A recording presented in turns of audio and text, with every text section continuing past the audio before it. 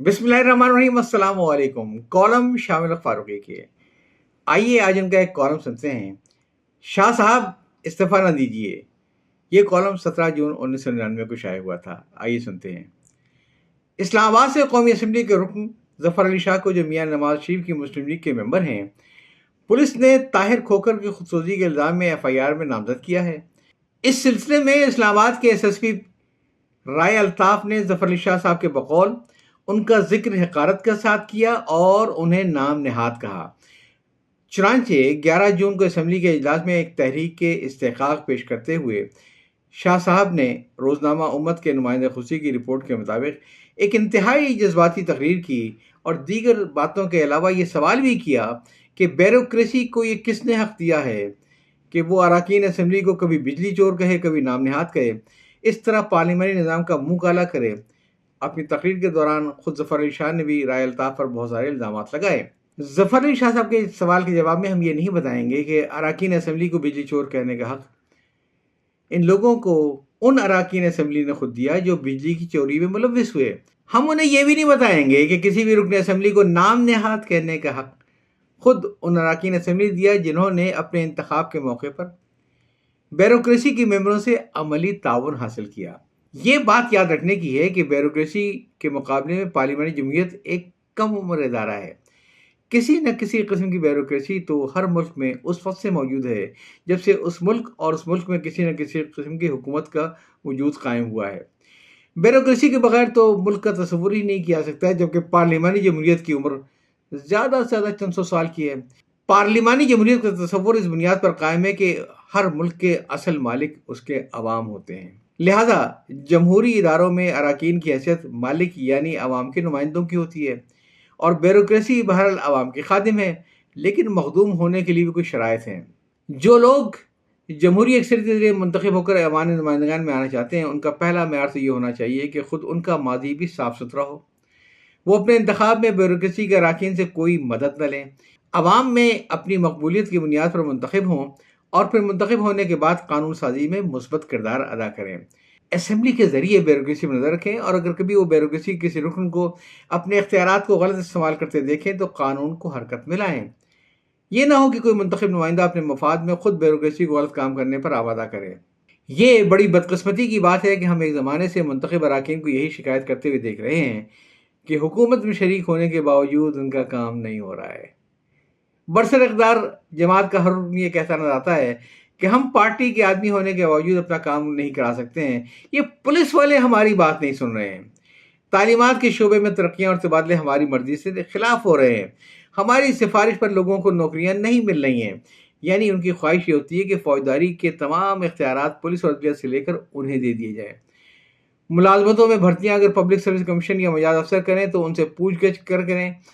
उनके इलाके में तमाम तरक्याती मनसूबों को उनकी तहवील में दे दिया जाए जिसे वो अपनी मर्जी के मुताबिक खर्च करें।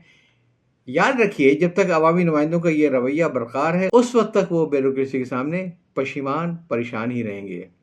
आपने ऐसे इबरत आमेज़ मनाजिर भी देखे होंगे कि अगर असम्बली के किसी रुकन को ब्यूरोक्रेसी के किसी रुकन से कोई तकलीफ पहुंची तो असम्बली में उस रुकन के मुखालिफ जमातों के अरकान इस बात का तयन किए बगैर कि गलती किसकी है, ताली बजाकर हाहू करके उस रुकन का मजाक उड़ाते हैं, क्योंकि उसका ताल्लुक उनकी मुखालिफ जमात से होता है।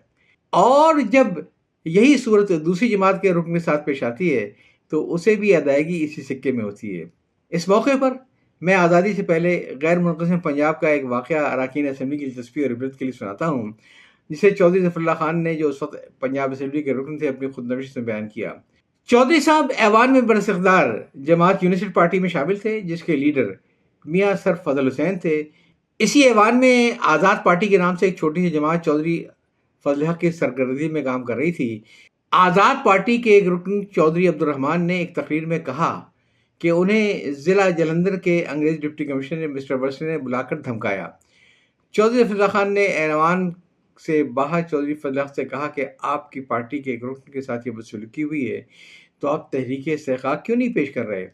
चौधरी ज़फ़रुल्लाह खान ने ऐवान से बाहर आकर चौधरी अब्दुल हक से कहा कि आपकी पार्टी के एक रुकन के साथ ये बदसलूकी हुई है तो आप तहरीक इस्तेकाक पेश क्यों नहीं करते। چودھری عبدالحق نے کہا کہ ہم چھوٹی سی جماعت ہے، اگر تحریک استحقاق پیش کریں گے تو سب سے پہلے تم ہی مخالفت کرو گے۔ انہوں نے کہا کہ یہ مسئلہ جماعتی وابستگی کا نہیں بلکہ ایوان کے وقار کا ہے۔ آخر کار چودھری ظفر اللہ نے اپنی پارٹی کے اراکین سے انفرادی طور پر گفتگو کی اور ان کی اکثریت کو اس بات پر حق میں پایا کہ تحریک استحقاق پیش ہونی چاہیے۔ تحریک استحقاق پیش ہوئی۔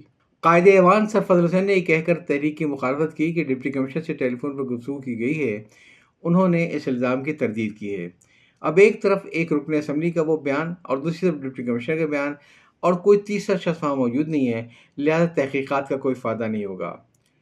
چونکہ میاں عبدالحق کو چودھری ظفر اللہ خان نے رائے دی تھی، لہذا انہوں نے اپنی جماعتی وابستگی کا خیال کیے بغیر اپنا اخلاقی فرض سمجھتے ہوئے ایک مدلل تقریر کی اور کہا یہ کہ سوال کسی پارٹی سے متعلق نہیں ہے بلکہ کونسل اور کونسل کے اراکین کے احترام کا سوال ہے۔ یہ صحیح ہے کہ جائے وقوع پر کوئی تیسرا فرد موجود نہیں تھا، لیکن ہم میں سے اکثر کا یہ تجربہ ہے کہ مناسب اور غیر جانبدار تحقیقات سے ایسے قرائن سامنے آتے ہیں جن پر غور کرنے سے اصلیت ظاہر ہو جاتی ہے۔ اس سلسلے میں دوسرے اراکین نے بھی تائیدی تقریریں کی اور میاں سر فضل حسین کی خفگی کے باوجود وہ تحریک منظور ہو گئی۔ چند ہی دنوں بعد مسٹر برسلے نے اس بات کا انتظار کیے بغیر کہ حکومت کی طرف سے تحقیقات کا حکم ہوتا ہے یا نہیں، محض تحریک التوا کی منظوری کو ہتک شمار کرتے ہوئے قبل پنشن چھٹی کی درخواست دے دی۔ اور اب کیا ہوتا ہے؟ اب یہ ہوتا ہے کہ ظفر علی شاہ کی جذباتی تقریر کے بعد وزیر اطلاعات انہیں الگ بلا کر کچھ سمجھاتے ہیں۔ ظاہر یہ سمجھایا ہوگا کہ یار تم حکومت سے بیروکریسی کی لڑائی کرواؤ گے کیا؟ شاہ صاحب چلنے دیجئے جیسا آپ لوگ چلا رہے ہیں اور جیسا چل رہا ہے۔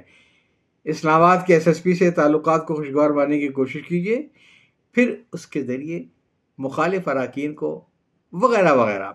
نمائندہ حسین نے یہ بھی خبر دی ہے کہ آپ نے مستعفی ہونے کی دھمکی دی ہے۔ ہمیں یقین ہے کہ آپ ایسا نہیں کریں گے بلکہ موجودہ تنخواہ، برات اور اختیارات پر کام کرتے رہیں گے۔ خدا آپ کا حامی و ناصر ہو۔ کالم آپ سن رہے تھے کہ شاہ صاحب استعفیٰ نہ دیجیے، شائع ہوا تھا 17 جون 1999 کو اور اسے تحریر کیا تھا جناب شاہ ملک فاروقی صاحب نے۔ اجازت چاہتا ہوں، اللہ حافظ۔